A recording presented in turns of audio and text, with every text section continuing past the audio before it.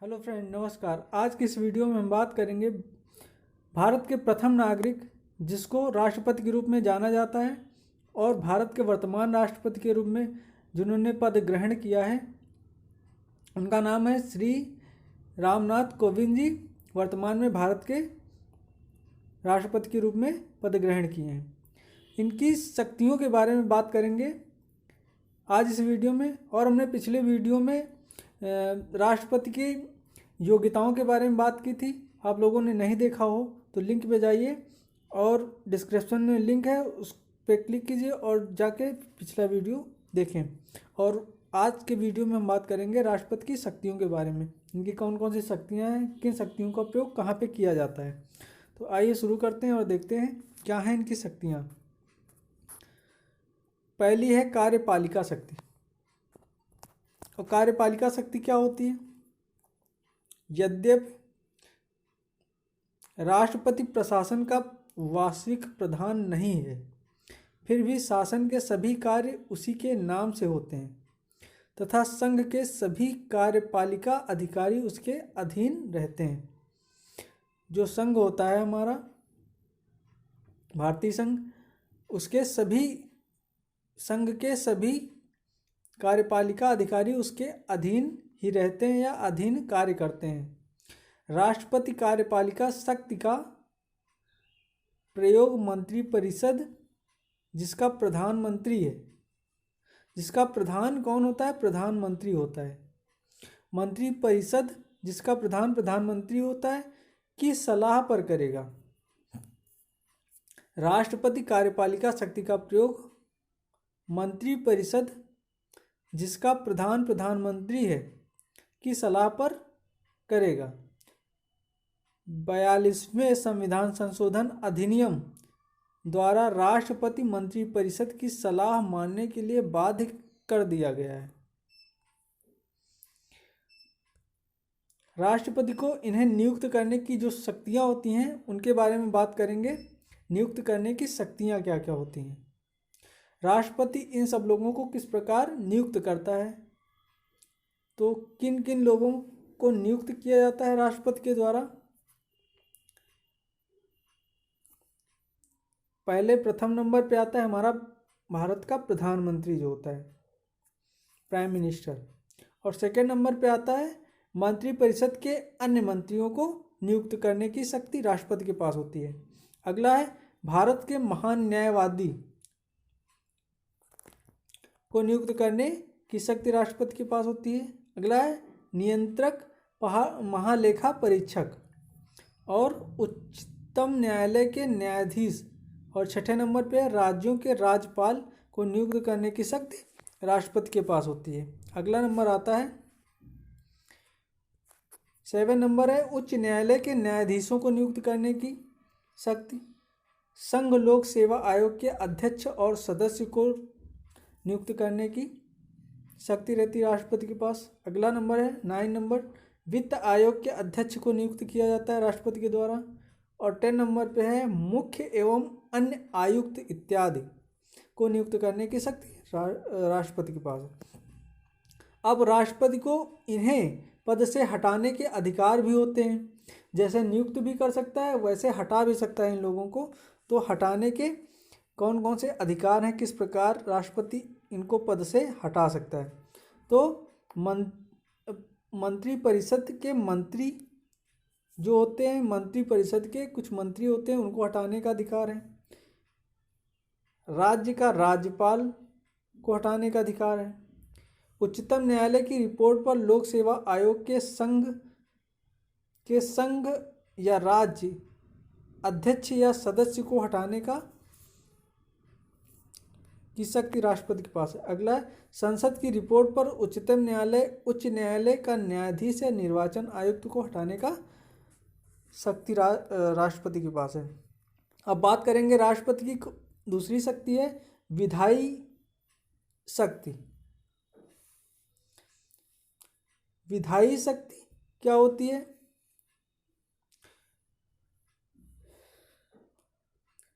इसके अंतर्गत राष्ट्रपति संसद का अभिन्न अंग है। संसद द्वारा पारित कोई भी विधेयक तभी कानून बनता है जब उस पर राष्ट्रपति के हस्ताक्षर हो जाते हैं।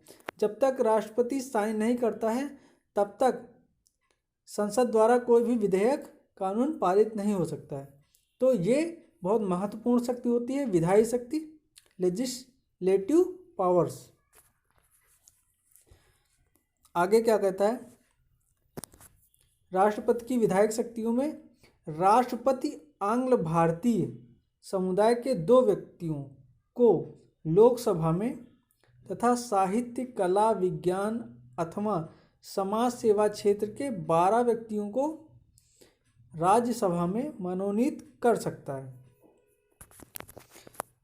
अगला पॉइंट है, राष्ट्रपति वार्षिक वित्तीय विवरण, नियंत्रक महालेखा परीक्षक का प्रतिवेदन, वित्त आयोग की सिफारिशें तथा अन्य आयोगों की रिपोर्ट संसद में प्रस्तुत करवाता है।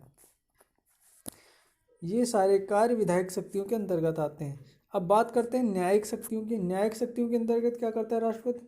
राष्ट्रपति किसी सैनिक न्यायालय द्वारा दिए गए दंड को कार्यपालिका के क्षेत्राधिकार के अंतर्गत दिए गए दंड को कार्यपालिका के क्षेत्राधिकार के अंतर्गत दिए गए दंड को तथा अपराधी को मृत्युदंड दिए जाने की स्थिति में क्षमा दान दे सकता है, दंड को कम कर सकता है, दंडादेश की प्रकृति को बदल सकता है, दंड को निलंबित करने का भी राष्ट्रपति को अधिकार है।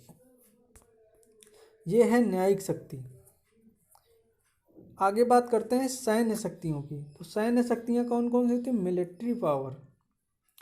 राष्ट्रपति तीन सेनाएं कौन कौन सी हैं? वायुसेना, थल सेना और जल सेना। राष्ट्रपति तीनों सेनाओं का सर्वोच्च सेनापति होता है। वह तीनों सेनाओं के सेना अध्यक्षों की नियुक्ति करता है। उसे युद्ध या शांति की घोषणा करने तथा रक्षा बलों को नियोजित करने का अधिकार है, लेकिन उसके ये अधिकार संसद द्वारा नियंत्रित हैं। आगे बात करेंगे राजनयिक शक्ति। राजनयिक शक्ति क्या होता है? Diplomatic power. राष्ट्रपति संसद की विधि के अधीन राजनयिकों की विदेशों से नियुक्त करता है। बाहर के राजनयिकों के परिचय पत्र ग्रहण करता है।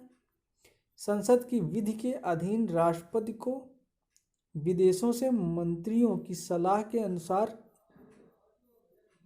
करार और संधि करने का अधिकार है। अगली शक्ति आती है परामर्श शक्तियाँ, कंसल्टेटिव पावर। राष्ट्रपति किसी सार्वजनिक महत्व के प्रश्न पर उच्चतम न्यायालय से अनुच्छेद 143 के अधीन परामर्श ले सकता है। आर्टिकल किसके? 143 के अधीन परामर्श ले सकता है, लेकिन वह यह परामर्श मानने के लिए बाध्य नहीं है। कोई ज़रूरी नहीं है कि वो जो परामर्श ले रहा है वही फॉलो हो, अपने द्वारा भी कुछ बता सकता है। अगली शक्ति की बात करते हैं। तो अगली शक्ति है आपातकालीन शक्तियाँ। आपातकालीन शक्तियाँ, इमरजेंट पावर। राष्ट्रपति 3 परिस्थितियों में आपातकाल स्थिति लागू कर सकता है। पहली है युद्ध, बाह्य आक्रमण, सशस्त्र विद्रोह से यदि भारत या उसके किसी भाग की सुरक्षा संकट में हो उस समय। दूसरा है आर्टिकल 44वें संशोधन द्वारा आंतरिक अशांति के स्थान पर सशस्त्र विद्रोह शब्द जोड़े गए हैं। अगला है आर्टिकल 20 या 21 में दिए गए मौलिक अधिकार आपातकाल में भी स्थगित नहीं किए जाएंगे। आपातकाल में भी स्थगित नहीं किए जाएंगे। पॉइंट नंबर 4 आता है भारत में वर्ष 1962 में 1962 में चीनी आक्रमण और 1965 में तथा 1971 में पाकिस्तानी आक्रमण के समय और वर्ष 1975 में आंतरिक अशांति के आधार पर आपातकाल की घोषणा की गई थी। भारत में 3 या 3 से 4 बार आपातकाल लग चुका है। कब? 1962 में और 1965 में, तो 1971 में और 1975 में। कुल मिला के भारत में 4 बार आपातकाल की घोषणा की गई अभी तक। अगला पॉइंट है, किसी राज्य में शासन संविधान के अनुरूप न चलने पर संवैधानिक तंत्र असफल हो जाने पर ऐसी स्थिति में आपातकाल की घोषणा की जा सकती है। तो ये जरूर याद रखें, एग्जाम में अक्सर पूछा जाता है कि भारत में कितनी बार और कब आपातकाल की स्थिति आई थी और कब लगा था। तो पहला है चीनी आक्रमण 1962 में, फिर 1965 में लगा था, 62 के बाद 3 साल बाद, और फिर उसके बाद 6 साल बाद लगा है 1971 में, और फिर 4 साल बाद। पहले 3 साल बाद, फिर 6 साल बाद, फिर 4 साल बाद 1975 में। और आगे अगले पॉइंट की बात करते हैं, पॉइंट नंबर 6 की। पॉइंट नंबर 6 पे क्या है, जब भारत या उसके किसी भाग में वित्तीय स्थायित्व संकट में हो, आर्टिकल 360 1 तथा 3 परिस्थिति में मंत्रिमंडल की सिफारिश और परिस्थिति 2 में राज्यपाल के प्रतिवेदन पर आपातकाल की घोषणा की जाती है। आपातकालीन घोषणा की जाती है। तो दोस्तों ये थी कुछ महत्वपूर्ण शक्तियाँ राष्ट्रपति की। वीडियो कैसा लगा? अगर वीडियो अच्छा लगा हो तो लाइक करें और शेयर भी कर दें, साथ में सब्सक्राइब कर लें और बेल आइकन भी प्रेस कर दें, जिससे आगे आने वाली वीडियो के नोटिफिकेशन आप लोगों को मिलते रहें। वीडियो अच्छा लगा हो तो शेयर करें और कमेंट करके ज़रूर बताएं कि वीडियो कैसा लगा। मिलते हैं अगले वीडियो में, तब तक के लिए नमस्कार।